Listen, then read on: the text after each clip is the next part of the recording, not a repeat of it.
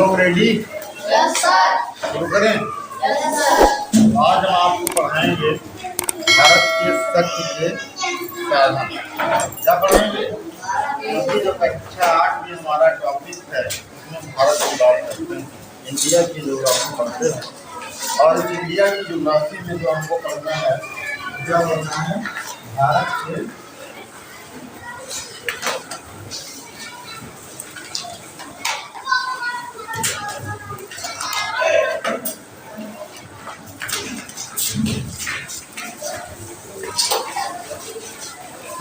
साधन। अब ये शक्ति के साधन क्या है? भारत में कौन कौन से शक्ति के साधन पाए जाते हैं, ठीक है, इनका उत्पादन, इनका भंडारण कहाँ पर है, इन सब चीज़ों के विषय में हम इस टॉपिक पर चर्चा करेंगे। सबसे पहली चीज है ऊर्जा। ऊर्जा पता है आपको, जो पावर है, जो शक्ति है, वो हर एक व्यक्ति को चाहिए होती नहीं चाहिए होती। हम यहाँ पे बोल रहे हैं, आपको पढ़ा रहे हैं, तो हम भी क्या है, हमको ऊर्जा की आवश्यकता है। अगर हमारे अंदर ऊर्जा नहीं होगी तो हम यहाँ पे खड़े होकर आपको पढ़ा नहीं होगी। आप कोई कार्य कर रहे हैं, साइकिल चला रहे हैं, तो आपको काहे की आवश्यकता है? ऊर्जा की। ठीक है, क्योंकि बिना ऊर्जा के जो है आप कार्य नहीं कर सकते। और जब भी आप कभी कभी आपने देखा है कि आपको खाना नहीं मिलता है, पानी नहीं मिलता, तो आपको कमजोरी लगती है, कोई काम आप नहीं कर पाते। लेकिन जब आप खाना लेते हैं, खाते हैं, तो आपके अंदर क्या होती है? शक्ति मिलती है, आपको ताकत मिलती है, आपको ऊर्जा मिलती है और आप खाते हैं। तो जिस प्रकार किसी भी कार्य करने के लिए हमको भी ऊर्जा की आवश्यकता होती है, उसी प्रकार से जो हमारे कृषि संबंधी कार्य हैं, ठीक है, परिवहन है, यातायात के साधन हैं, इनके लिए भी शक्ति की जरूरत है, पावर की जरूरत है। और ये जो शक्ति है, और इन कार्यों को के लिए जिन संसाधनों से शक्ति हमें प्राप्त होती है, उन्हें हम क्या कहते हैं? शक्ति के संसाधन। क्या कहते हैं? शक्ति के संसाधन कहते हैं। ठीक है, चाहे कृषि संबंधी कार्य हो, चाहे उद्योग धंधे संबंधी कार्य हो, चाहे यातायात संबंधी कार्य हो, इन कार्यों के लिए शक्ति जिन संसाधनों से हमें प्राप्त होती है, उन्हें हम क्या कहते हैं? शक्ति के संसाधन। यहाँ तक की बात आपकी समझ में आई कि शक्ति के संसाधन किससे है ना? तो आप ये चीज बता सकते हैं कि चाहे कृषि के संबंधित कार्य हो, चाहे यातायात से संबंधित कार्य हो, चाहे उत्तर उद्योग से संबंधित कार्य हो, इनके लिए, इन कार्यों के संचालन के लिए जिन चीजों से हमें शक्ति प्राप्त होती है, उन्हें हम क्या कहते हैं? शक्ति के संसाधन। समझ में आ गया यहाँ तक? अब बात ये होती है कि शक्ति के संसाधन जो है ये कितने प्रकार के है ना, यही तो हमको जानना है ना। जो शक्ति के संसाधन हमारे हैं,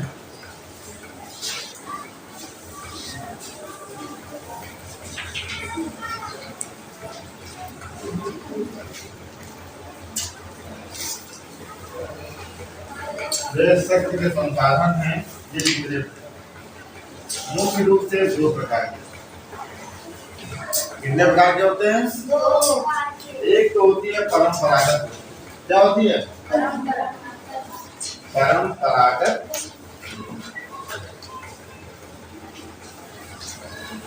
और दूसरा क्या होता है? गैर परंपरागत। दूसरा क्या है? गैर परंपरागत।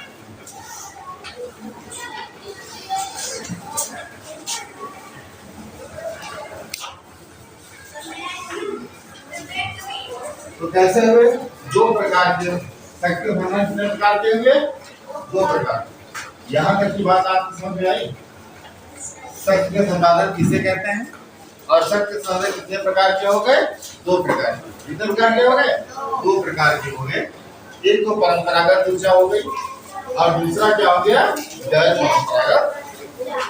अब परंपरागत ऊर्जा क्या है?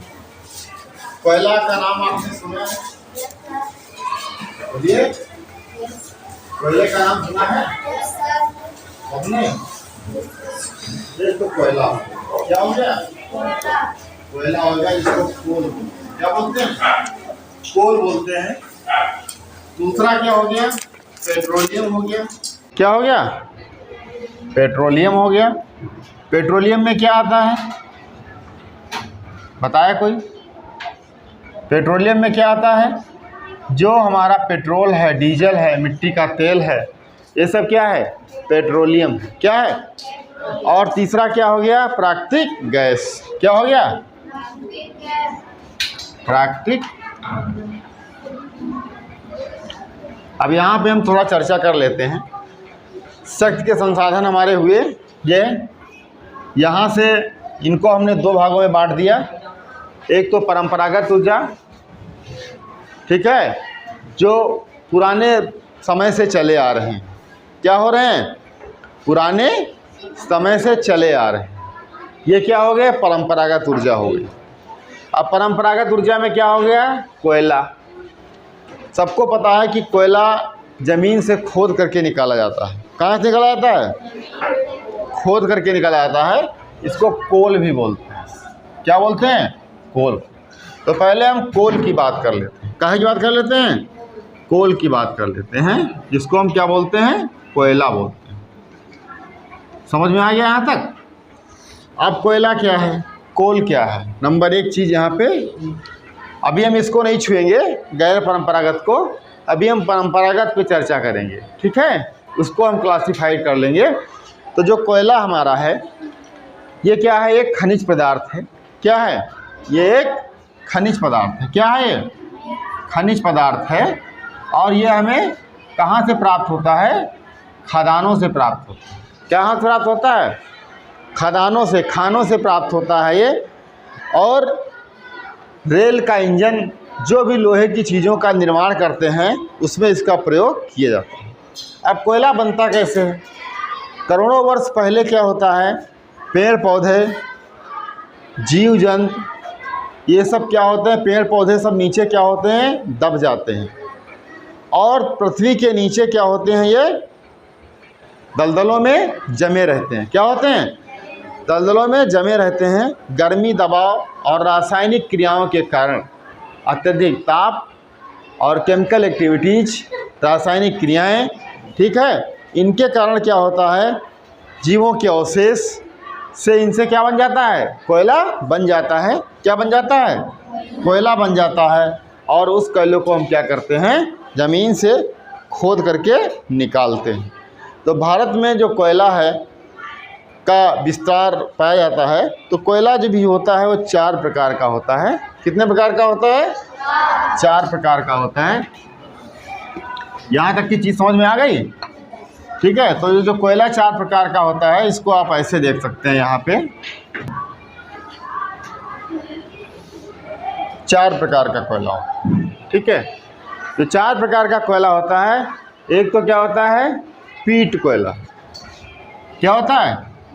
पीट बोलते हैं इसको। सबसे बेकार की क्वालिटी होती है कोयले। क्या होती है? सबसे बेकार की क्वालिटी होती है। इसमें केवल धुआं ही होता है।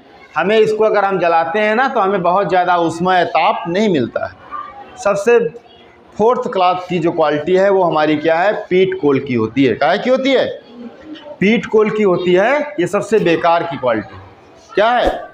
सबसे बेकार की क्वालिटी है, जिसको हम क्या बोलते हैं? पीट कोल बोलते हैं या पीट कोयला। नंबर 2 पे आता है लिग्नाइट।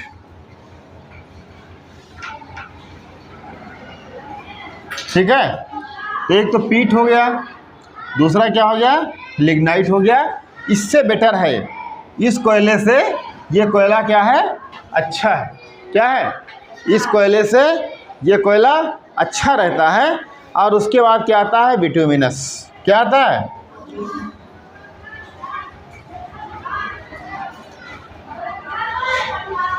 बिटुमिनस आता है 3 नंबर का। क्या आता है? बिटुमिनस। ठीक है। अब ये जो बिटुमिनस है हमारा, ये और नंबर जो 4 होता है वो होता है एंथ्रेसाइड। ठीक, क्या होता है? क्या होता है? एंथ्रासाइड होता है। क्या होता है? एंथ्रा। सबसे नंबर 1 का कोयला ये होता है। क्या होता है? सबसे नंबर 1 का कोयला ये होता है एंथ्रेसाइट, बिटुमिनस, लिग्नाइट और पीट। इस तरीके से 4 प्रकार का कोयला हमको खदानों से प्राप्त होता है। समझ में आ गया यहाँ तक कि नहीं आ गया? 4 प्रकार का कोयला हमको कहाँ से प्राप्त होता है? खदानों से प्राप्त होता है। समझ में आया? कोयला बनता कैसे है ये हमने आपको बताया। ये क्या है? एक खनिज पदार्थ है और ये हमें कहाँ से मिलता है? खानों से मिलता है। रेल के इंजन जब पहले और ऊर्जा के साधन नहीं थे, अब तो काफ़ी, अभी जब हम बात करेंगे गैर परंपरागत ऊर्जा की बात करेंगे तो यहाँ पर अन्य बहुत प्रकार के साधन पाए जाते हैं जिनका प्रयोग होने लगा है। तो उस समय जो साधन पाए जाते थे तो उस समय यही परंपरागत साधन ही थे जिसमें कोयला था। और हमने बताया कि करोड़ों वर्ष जो पेड़ पौधे हैं वो अब घटित हो गए, दब गए, नीचे जीव जंतु दब गए और उनकी वजह से करोड़ों वर्षों तक ये दबे रहे।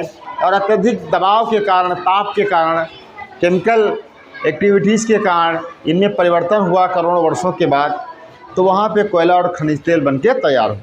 तो भारत में जो कोयले के भंडार हैं वो विस्तृत रूप से पाए जाते हैं और उनमें से 4 प्रकार का कोयला पाया जाता है।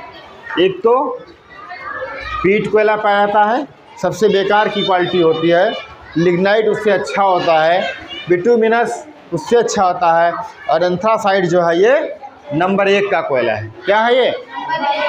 नंबर 1। समझ में आ रहा नहीं आ रहा? तो नंबर 1 का कोयला होता है। तो किस प्रकार से अगर कोई पूछता है कोयला कितने प्रकार का होता है तो आप बता सकते हैं कि कोयला 4 प्रकार का होता है, एंथ्रासाइट, लिग्नाइट, बिटुमिनस और पीट। यहाँ तक की बात समझ में आ गई? अब कोयला मिलता कहाँ है?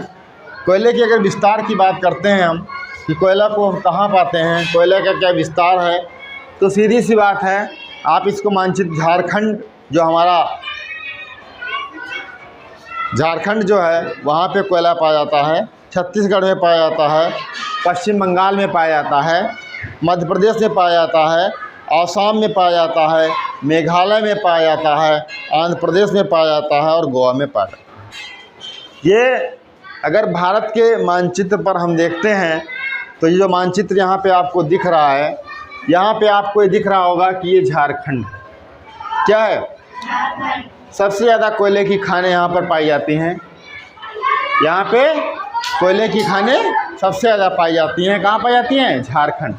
ये जो एरिया जो चाक से हम वाइट कर दे रहे हैं ये क्या है? ये कोयला है। क्या है ये? झारखंड है और यहाँ पर कोयले की खानें पाई जाती हैं।